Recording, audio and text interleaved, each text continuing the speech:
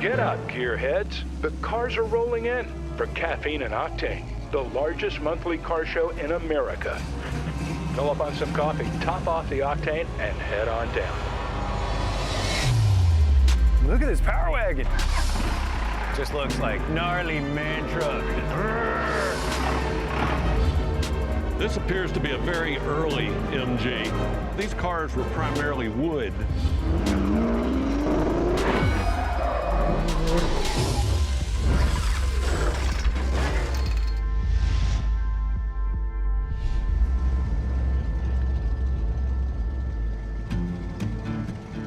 Sure was. Thank you, Mr. Wren. Hey there. What's up, fellas? dude? How's it What's going? going on? I made your parts for you. Oh, you For got your 'em. race bike. Handlebars? No, it's a motor mount support bracket for my race bike. Brian just made me a duplicate one out of plate instead of chromoly. That's gonna cost you a lot of coffee. Don't worry about it, I got you. You see anything out there good? Yeah. I saw I'm confused about it though. Yeah, I saw a wide body Ferrari that's extra loud. What? Yeah, I told a guy I'm gonna come over there and talk to him about that. Something's going on. Speaking of parts, I bumped into a fella that I had met previously. He's from Cuba, and he came here to find one part. We don't have place where you can go and buy part for your car. So you have to create. There's not a whole lot left to it. My God. It's like we are looking in the jungle. Why don't you just order it? Like, No online? internet. I know internet. What do you mean no internet? You know. It's a different. Are you serious? Yeah. There's no internet? No. No eBay. How do you live? No eBay. Craigslist. Oh, Can you my imagine no Craigslist?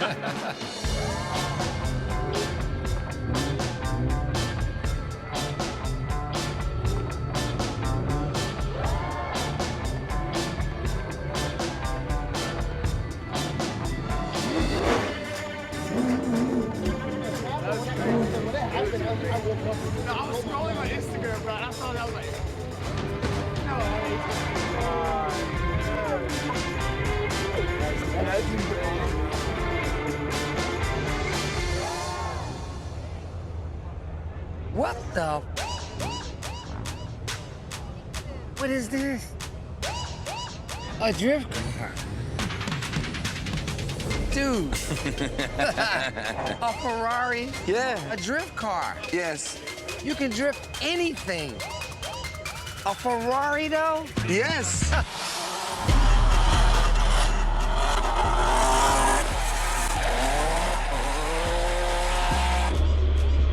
She's a Ferrari 599, competing in the Formula Drift Pro class this year.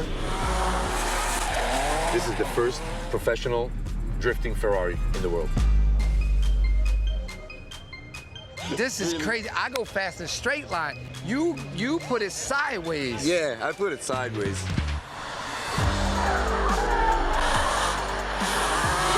These cars now are going to another level, okay? So before, we always wanted just a slippery car, a car that can easily slide, but we are increasing the speeds, so we need the grip to stop the car when we have to sliding out. from sliding, and to stop it in a really small space. And then when we go back on the throttle, we need the power to break that grip. So you're breaking it loose by sheer horsepower. Yes. Oh my God. So what size motor?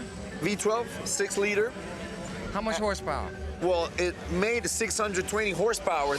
I was just afraid maybe we needed a little bit of, you know, energy more. So I put 2 double superchargers. Oh no. Oh yeah. No. Oh yeah. Wait, you said More when you- revs, more turbo, more boost. When you said I was afraid, I thought you was going to tell me you was afraid of the power. No, you was afraid that it didn't have enough power. Yeah. You put 2 superchargers on? How much power does this make now? We're making about 900 horsepower with a low boost.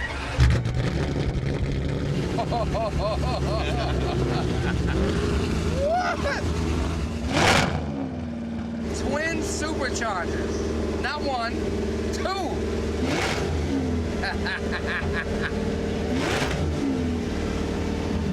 Dude, all right, let's get down to business here. Can we go for a ride in this? Yeah, we can. Today. Yeah, we can. We going for a ride in a drift car today.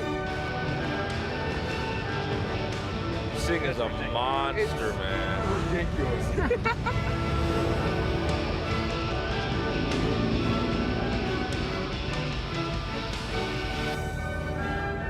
Glenn! Hey, Brian. Look at this power wagon. What's going on? Good to see you. This is a good Samaritan. So I'm on the freeway, motorcycle front brake locks up, and I get pulled over on the side of the road. Glenn comes over, hey man, you need help? Oh my God, Brian Fuller, what are you doing? I go, hey, let's hang out later. Right now, can you just help me with my brake? Do you have an Allen wrench? It got me off the road. Thank you. That was so nice of you to pull over. Look at this power wagon. We brought our 1950 Dodge Power Wagon. For the most part, the exterior of the truck is the way it looked back in the day. One of the few things that I changed was to the wheel and tire combination. They still have Bud wheels, but we went to a larger diameter from a World War II deuce and a half. I love the wheels, man. Those are perfect. It just looks like gnarly man truck. That's what I hear. Other than it's like really clean and nice, you know, other than that. We need to dirty this thing up a little bit. I've heard that before. Need to get too. it out in the mud. Yeah. At the end of World War II, all the GIs coming back home from the war said, look, when we were gone overseas in the war, we had all these four-wheel drive vehicles that would go anywhere and do anything. So they had a lot of requests when they came home that, hey, we want a full utilitarian type vehicle. Dodge took their pickup truck cab, put it on their World War II running gear, their chassis, and came up with the name Dodge Power Wagon. So it still has the factory winch, and I did put a large manly type hook and chain on to make it look more God, tough. look at it. Oh, it's a PTO. It's a PTO. PTO, Original power takeoff. Those of you who aren't in tractor land, this is a guy who helps people on the side of the road, and you know, you may need to pull somebody out of a ditch. You never know. All right. Okay, that's good. Good? You better have your parking brake on, because, yeah.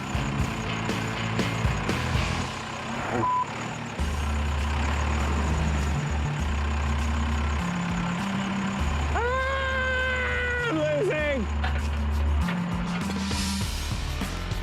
I can't believe it, Mike. Oh, I like it. Yes, sir.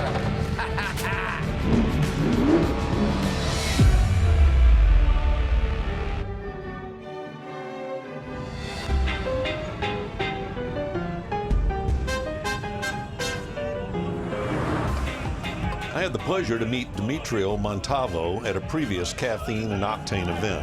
He came from Cuba on a guest visa and support from some of his buddies in the Cadillac Car Club. Outside Cuba, I haven't been in any place. That is my first time, and it's like a dream for me. Oh my God, this is wonderful. They made me crazy. His goal while in the States is to source everyday parts not readily available in Cuba. Those parts keep his taxi cab running and his family fed. This visit, he's in dire need of a simple steering rod.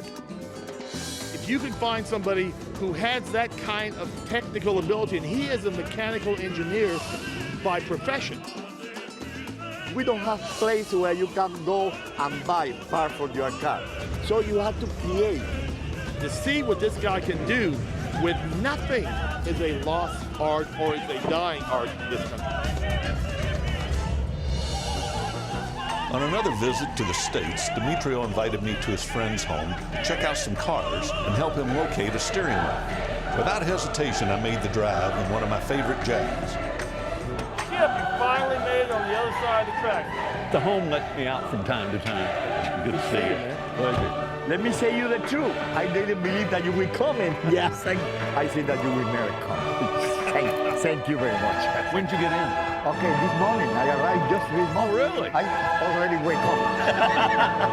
I see you're out here with a beautiful 53 Caddy. Yes.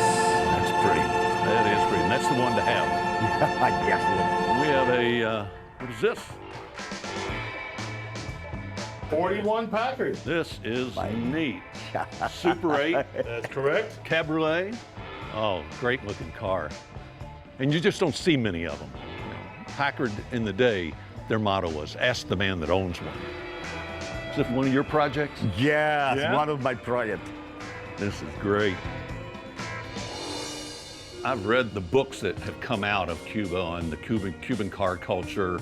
There'll be parts for a Chevrolet on a Ford and a Ford on a Chevrolet. Yeah, we do that here too, though. Yeah, well, usually it's in the engine compartment. I put once in my car a truck pump like this big, but it works. Done. I call my car the Frankenstein because it's really a Frankenstein. Right. It has parts for every part of the world. Before we go looking for that steering rod for that taxi, I got one more surprise for Demetrio. Growing up in 1956 in Cuba, his father had a Mercedes 300 Admiral. This is a very rare car in Cuba. It's even a rare car in the United States. I found one. Demetrio's gonna be blown away.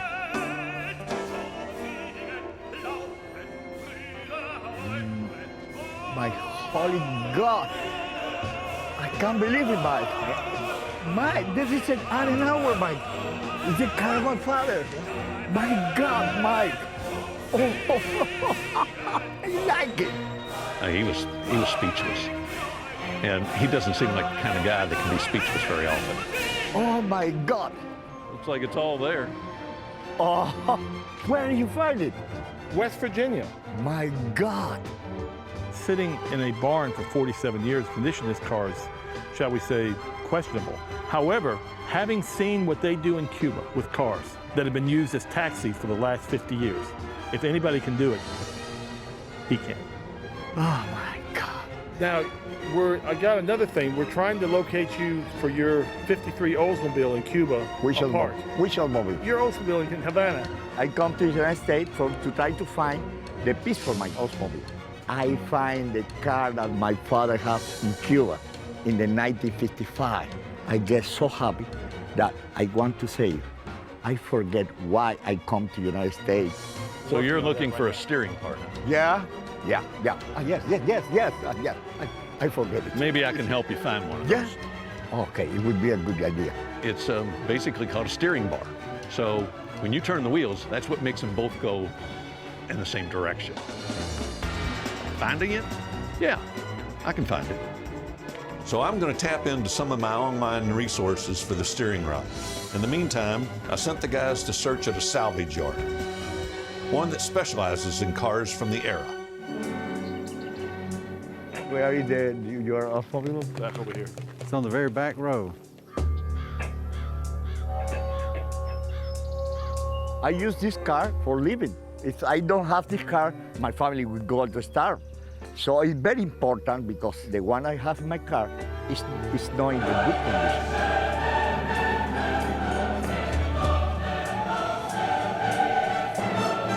There's not a whole lot left to it. But maybe something you need. Yes. Just climb over in there with it. Yes. It's like we are looking in the jungle. My God. It's like the jungle. Yeah. It is there? Yeah. That's the piece you need right there? Yeah, that's the one. It is a little rusty, but there is nothing that we Cuban people cannot fix.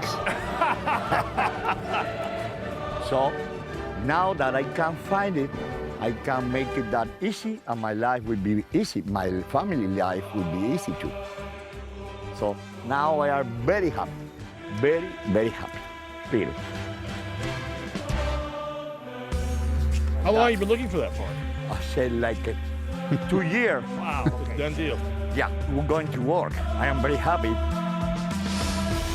There's a lot of splash on it, but the more you look, the more people you find. This guy has more supercars than anybody I know. Kind of odd cars. Not many people know what they are.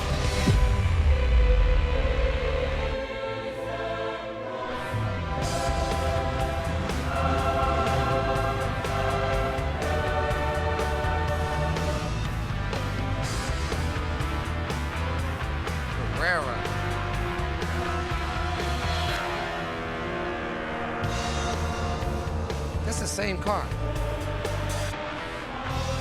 This you? How you doing? Paul. Paul. So wait, let me get this right. These are the same cars. right? Before, after. So what you see here is actually a 2007 911 Carrera S. And an artist named Jonathan Matas hand-painted the car. He's a well-known graffiti artist, and a client came to him to purchase a painting, and he showed up in this car, and they decided at the end of the day to paint the car instead of painting a canvas. He must have been a really damn good painter. He's good. He's good. That is amazing, actually. Look at the detail. Yeah, there's a lot of splash on it, but then you'll see there's some really detailed features. I do see that. The more you look, the more people you find, and the more details that you'll find. Who would ever think, okay, if that run would happen, I get my rag out and I wipe the run off. That would be called a mistake. That would be a mistake. Shop, right? That's right. But in art, that is crazy. But it really came out unique. So you drive it a lot? I don't. It's a little hard to repair if something happens. Yeah, imagine fixing it. I have to call up Mr. Matas to paint it again.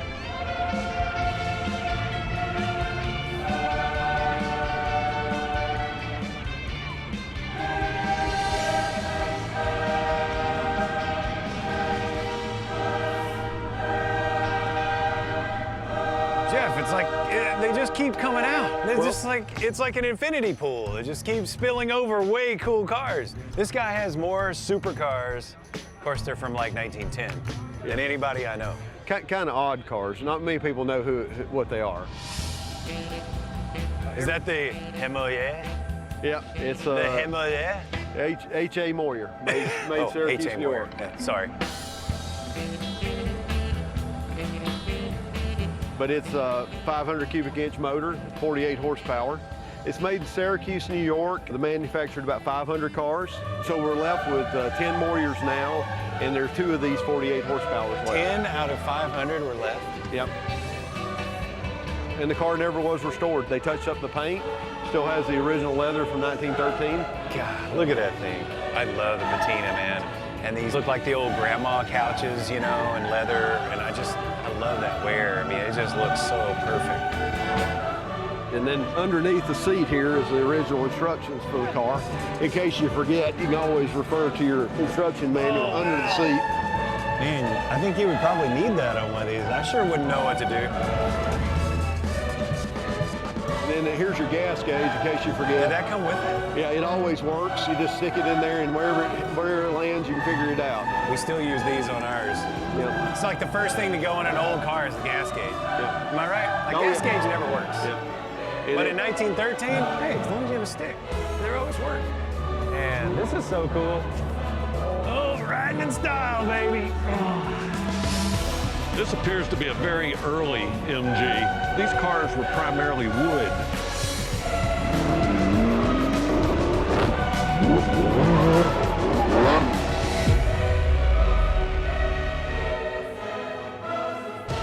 Hey guys, we're trying to get to all the great cars here.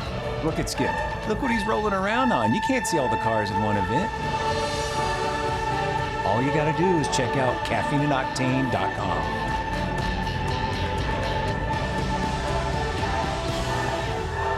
Probably know by now that I'm kind of attracted to British cars, and this appears to be a very early MG. Hi, Skip Smith.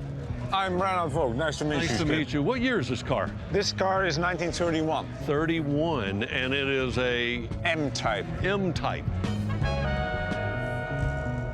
Great looking car. Now, in this era, these cars were primarily wood, were they not? Yes.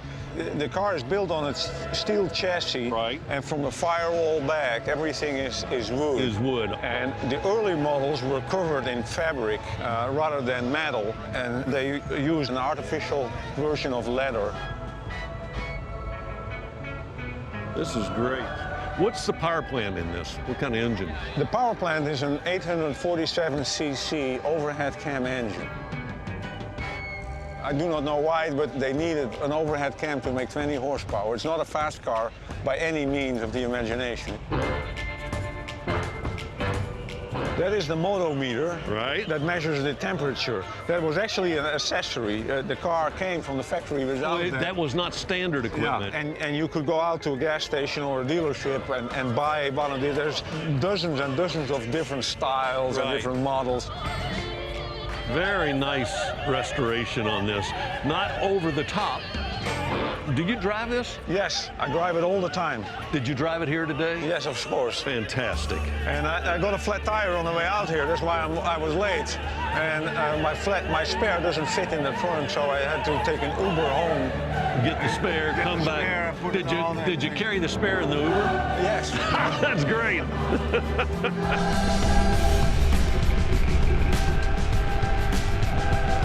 We're here at Cafe and Octane. This place is amazing. I mean, I wasn't expecting this on an ordinary meeting day.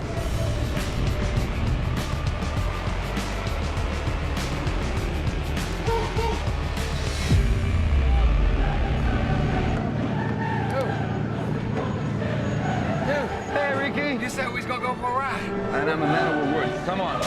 Come on in.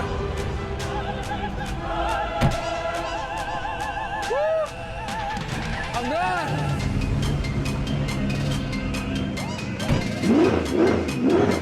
Yes, sir.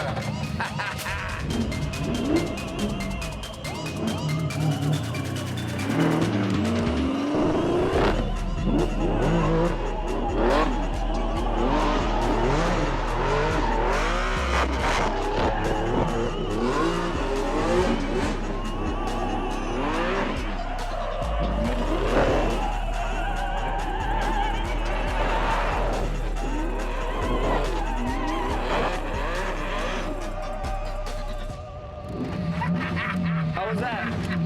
How was that, man? Do How that? was that? Yeah? I can do that. Yeah. Thank you, Ricky. Damn, dude. Yeah, man. Woo!